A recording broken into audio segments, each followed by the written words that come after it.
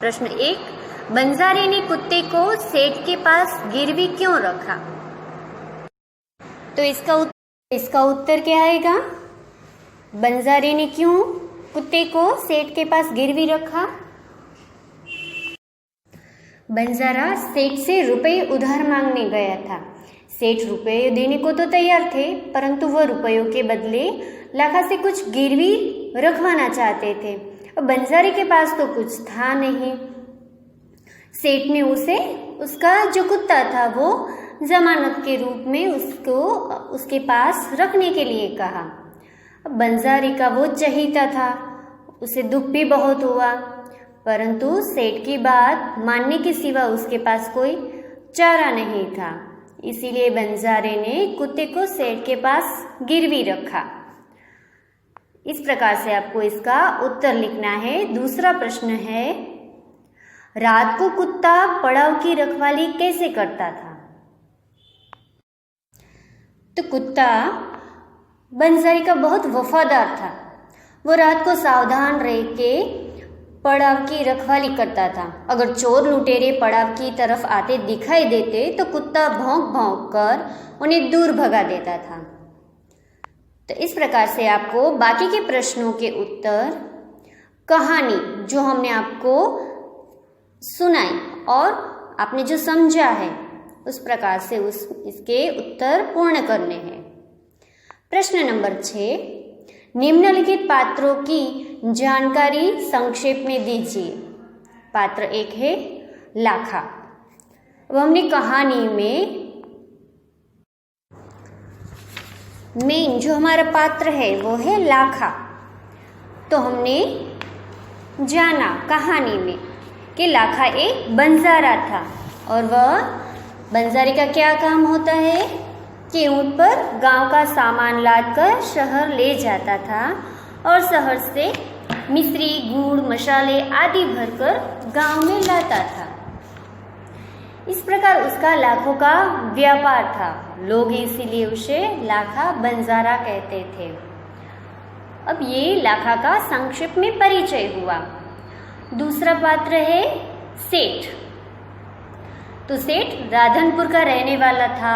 वह दूसरों की वस्तु गिरवी रखकर उन्हें ब्याज पर धन देता था।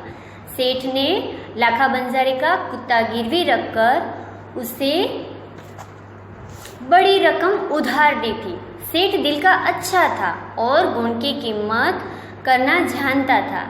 लाखा बंजारे के कुत्ते की वफादारी पर खुश होकर उसे मुक्त कर दिया और लाखा का कर्ज भी माफ कर दिया। तो ये हुआ सेठ के बारे में संक्षेप परिचय। प्रश्न नंबर 7, निम्नलिखित मुहावरों का अर्थ लिखकर वाक्य में प्रयोग कीजिए। मुहावरा है एक हृदय हिला देना। तो हमने कहानी में जो सारे मुहावरे आए उसका अर्थ भी हमने जाना है। तो इसका अर्थ क्या होगा? जिसका अर्थ है हृदय को द्रवित करना। अब इसका वाक्य प्रयोग क्या होगा? आप इस अर्थ के अनुसार इसका वाक्य बना सकते हैं। जैसे कि पुत्र के अवसान पर माता का रुदन देख हृदय हिल उठा। दूसरा है मुहावरा मार खा जाना, जिसका अर्थ होगा नुकसान होना। अब इसका वाक्य प्रयोग बनाइए। क्या होगा वाक्य इसका? इस साल लाखा व्यापार में मार खा गया। तीसरा मुहावरा है फूटी कौड़ी न होना। तो इसका अर्थ होगा अत्यंत गरीब होना। तो वाक्य बनाइए। क्या होगा वाक्य इसका? तो वाक्य होगा कि मिठाई खरीदने के लिए लड़के के पास फूटी कौड़ी भी नहीं थी। तो इस प्रकार से आपको बाकी के मुहावरों के अर्थ लिखकर वाक्य बनाने हैं। प्रश्न नंबर 8, निम्नलिखित कहावत का अर्थ लिखिए। कहावत है कहावत है, अब पछताए होत क्या जब चिड़िया चुग गई खेत। तो इसका अर्थ क्या होगा कि समय निकल जाने पर पछताने से क्या फायदा। तो आपको यहाँ पे अर्थ लिखना है। प्रश्न नंबर 9 है, निम्नलिखित शब्दों को शब्दकोश के क्रम में लिखिए। शब्द दिए गए हैं, आपको शब्दकोश के क्रम में इन्हें लिखना है। शब्द है सुंदर, वापस, वफादार, इसीलिए, आश्चर्य, लुटेरा। तो शब्दकोश के अनुसार सबसे पहले कौन सा शब्द आएगा? तो शब्दकोश का क्रम क्या होगा? पहले स्वर वाले शब्द आएंगे और बाद में व्यंजन के, और उसमें भी अनुस्वार वाले शब्द पहले आएंगे, बाद में अनुस्वार के बिना। तो इस शब्दकोश के अनुसार पहला शब्द आएगा आश्चर्य, फिर इसीलिए, फिर लुटेरा, वफादार, वापस और सुंदर। तो इस प्रकार से आपको इसका सही क्रम लिखना है। प्रश्न नंबर 10, नीचे दिए गए संज्ञा शब्दों को उचित खाने में लिखिए। तो हमने ये भाषा सज्जता में भी ये 2 संज्ञा के बारे में हमने सीखा है। तो इस हिसाब से आपको जो संज्ञा दी गई है उसमें से व्यक्तिवाचक संज्ञा कौन सी है और जातिवाचक संज्ञा कौन सी है, वो उचित जो है वो यहाँ पे लिखनी है। प्रश्न नंबर 11, निम्नलिखित शब्दों का लिंग परिवर्तन कीजिए। शब्द 1 है राजा, तो उसका लिंग परिवर्तन क्या होगा? तो इसका लिंग परिवर्तन होगा रानी। दूसरा शब्द है ग्वाला, तो ग्वाला का लिंग परिवर्तन होगा ग्वालिन। तीसरा शब्द है अभिनेता, तो इसका क्या होगा? अभिनेत्री।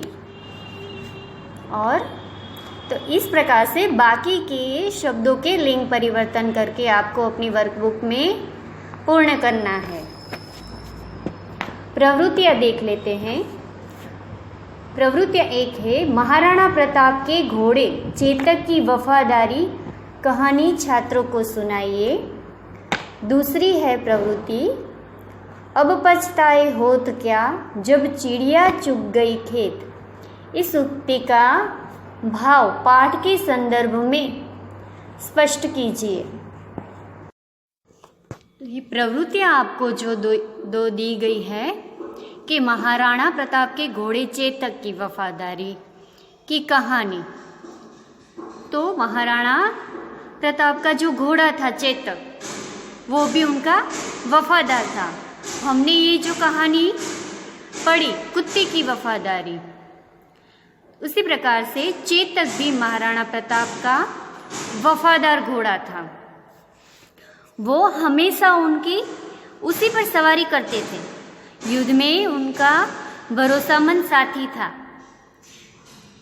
चेतक बहुत समझदार घोड़ा था। उन्होंने महाराणा प्रताप को कई बार युद्ध में घातक हमलों से भी बचाया है। तो आपको भी चेतक के बारे में कुछ बातें खोजनी है और उसके बारे में जानना है। दूसरी जो प्रवृत्तियां हैं कि अब पछताए होत क्या जब चिड़िया चुग गई खेत। इस उक्ति का भाव पाठ के संदर्भ में स्पष्ट करना है कि इसका अर्थ क्या होता है। इस उक्ति में कहा गया है कि खेत की रखवाली तब करनी चाहिए जब उसमें फसल हो। यदि फसल का ध्यान न रखा जाए तो चिड़िया सारे दाने चुग जाती है। बाद में पछताने या खेत की रखवाली करने का कोई अर्थ नहीं है। अब लाखा बंजारे ने बिना सोचे समझे अपने कुत्ते की वफादारी पर संदेह किया। उसने कुत्ते के गले में बंधी वह चिट्ठी भी नहीं देखी जिसमें सेठ ने कुत्ते की प्रशंसा करते हुए उसे मुक्त किया था। लाखा ने जल्दबाजी में कुत्ते को मार डाला। बाद में चिट्ठी पढ़ने पर उसे बड़ा पछतावा हुआ, पर उससे कोई फायदा होने वाला नहीं था। इसीलिए कहा गया है कि अब पछताए हो तो क्या, जब चिड़िया चुग गए खेत। अब आपको ये दोनों प्रवृत्तियां में से कोई भी एक आपकी वर्कबुक में पूर्ण करनी है। तो हमारा ये वर्कबुक का लेसन कंप्लीट होता है, आपको आपकी वर्कबुक में पूर्ण करना है।